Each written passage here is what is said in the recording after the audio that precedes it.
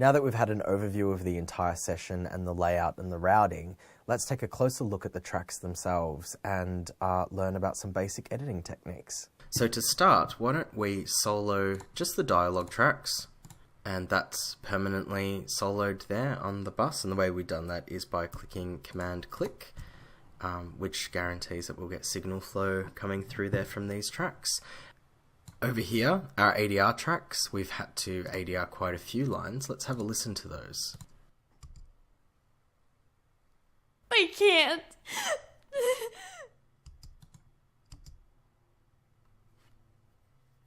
Quick, grab his arm.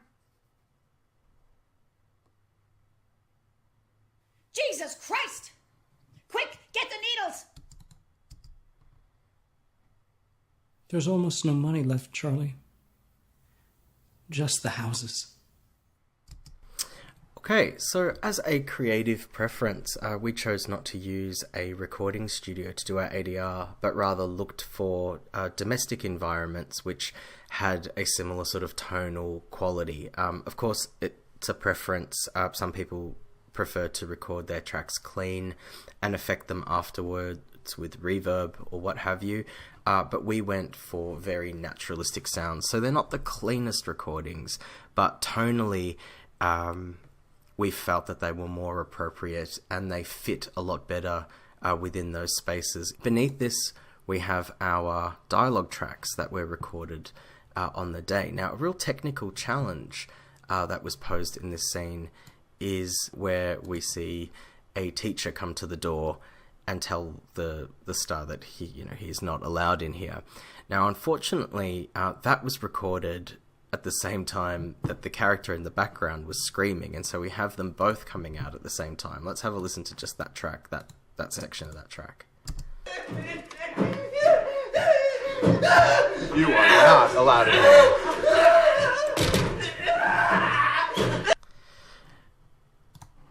And so rather than, I guess we looked at ADRing that moment, but decided against ADR because ultimately the performance was so strong, I think, from both of them, that it would compromise one or the other. And because the screaming was basically done in this one take, we really didn't want to cut away from it. And so, obviously wherever possible you would go for intelligibility. But we felt that in this scene, the intention was being conveyed strong enough in his face, from whatever words you caught of his in that moment. The fact that he closes the door on the character that's peering into a room where he clearly shouldn't be. And so because the message of the moment was communicated, we compromised a little bit on the intelligibility. You can make these choices. I think, there's a lot of debate as to, intelligibility versus the emotion you're trying to convey with the scene and how to get about that. Immediately following that, we have a second track. There were several microphones that we used to record this character's screaming, Sebastian's screaming. And so we took a different perspective of the microphone and added it immediately under that so that they would play together to create a new space. We tried to create a number of perspective shifts of the screaming.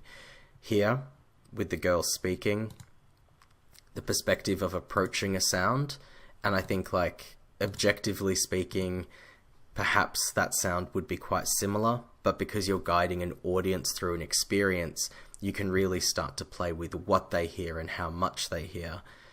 Then there was this moment over here, which really the focus should be on this dialogue. And then the close-up, where we start to enter the headspace of the character that's screaming. And obviously this will be the most present part of the track, which carries us through to the end of that scene as he runs up the stairs.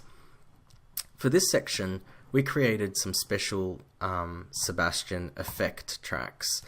And these obviously have been routed into their own bus and into the dialogue. And the reason why we're keeping this all together in the dialogue is because when, say, that foreign market does purchase the film, having those additional effects tracks will ultimately be redundant, because the actor they will have to play, say, the Japanese Sebastian will be of a different voice characteristic than the actor that we have in this scene.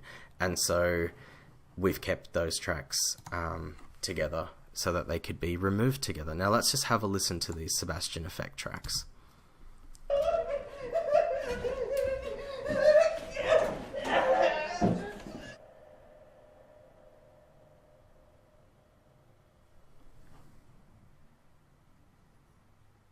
And then again, they start over here.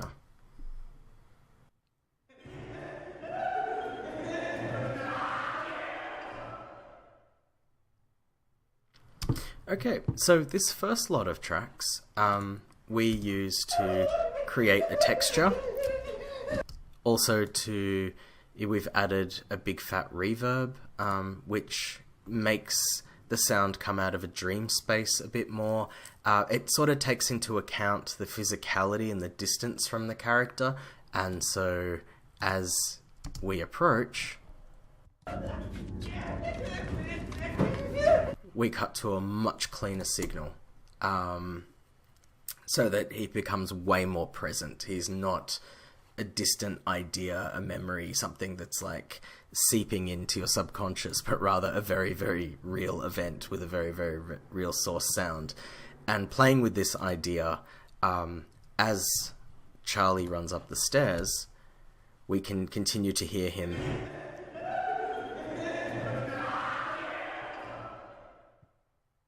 reverb. Now, I mean, there is no real physical explanation for this. I mean, you can say that maybe the sound is in the distance and, you know, echoing up the halls. But really, we were more interested in this idea of the sound remaining with him, that he has seen this very, very traumatic thing.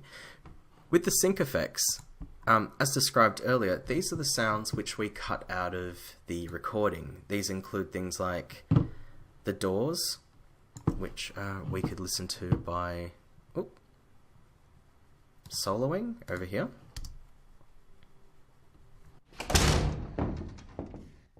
I try and find sounds from the location, and so if ever possible, try and gain access to wherever they recorded the film and grab as many of those sounds as possible. Or if you're lucky to be brought on before they start shooting, it'd be great to talk to the sound recordist who will be there on the day to ask for any or all sound assets, light switches, door handling. They become extremely useful, particularly if they're recorded in the same space where they're depicted in the film.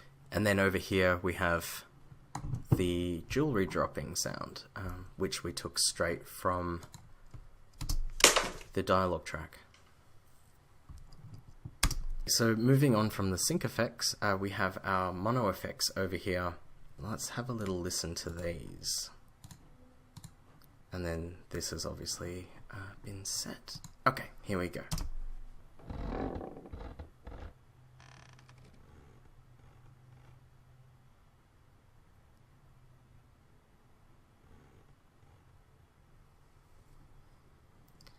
And so as you can see, these are just a series of wood creaks. The wood creaks appear throughout the film, basically gives the building a bit of personality, gives the track a bit of movement and a bit of detail.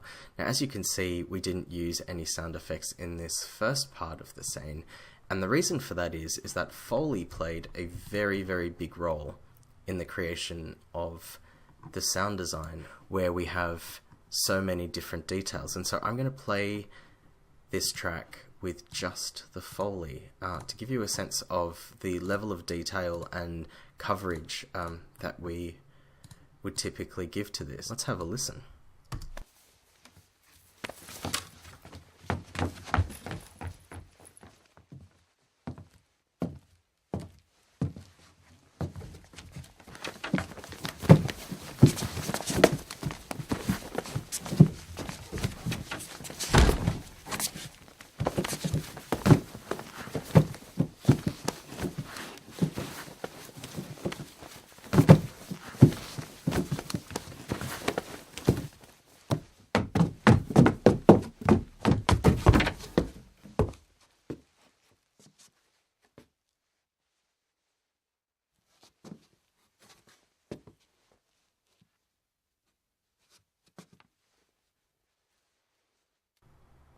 Okay, and so beneath that, let's take a look at these BG tracks. Now these are for the second scene, where we go into the room.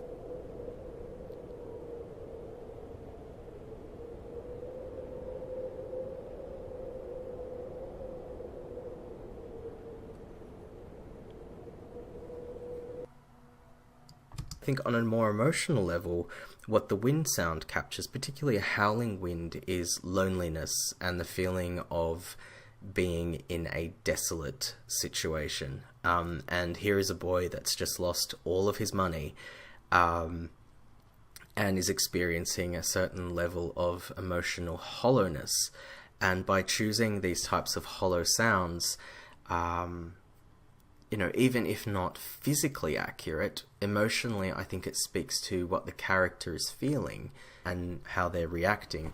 And over here we've also got 2 room tone tracks. We have, which we recorded from set. A room tone is a really good way to ground a space and to keep it nice and domestic, and it's for those reasons, the reasons why we use it there. Now moving on from that, we have our big fat bass track, and I'm not sure if you could hear this through your laptop speakers, but it sounds a little something like this.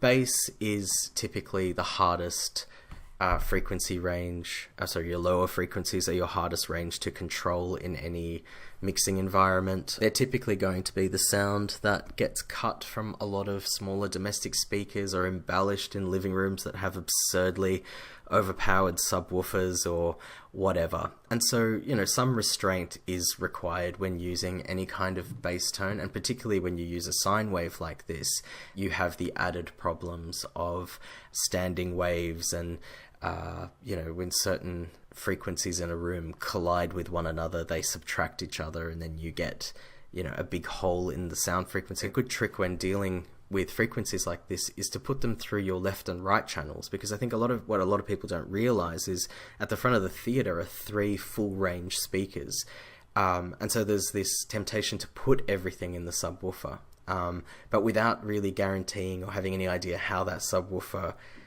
not knowing how that subwoofer has been calibrated, it's much less riskier to channel those into the left and right speaker. And for the majority of this film, this is exactly what we did. And indeed, working with a stereo session for the purposes of this class, it's not really that much of a concern because we're routing those into our left and right anyway. Then we have the space tracks. Let's have a listen to these on their own and get a sense of the types of sounds we've used and how we've used them.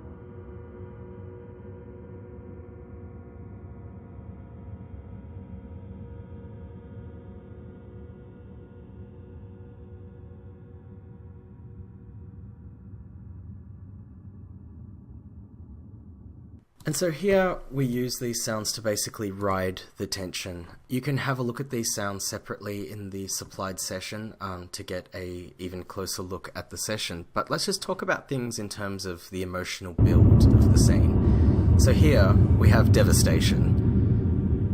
And so we just have a big, thick drone. As the girls go, there's curiosity, what's through that door? We have a reveal. And so we crescendo back up with more pressure level. And then as we go in for the scream, because the screaming is so loud and taking up so much of the frequency band, a lot of these space sounds were pulled out of the way to create a bed. And then over here, you can see that that emotional line has also been graphed in the output of the bus. Starting out strong, dipping down drastically for the big scream, and then tapering out, taking us to the end of the scene. Okay, so they are all of our tracks in more detail. In the next class, we're going to look at some basic editing techniques to get you started.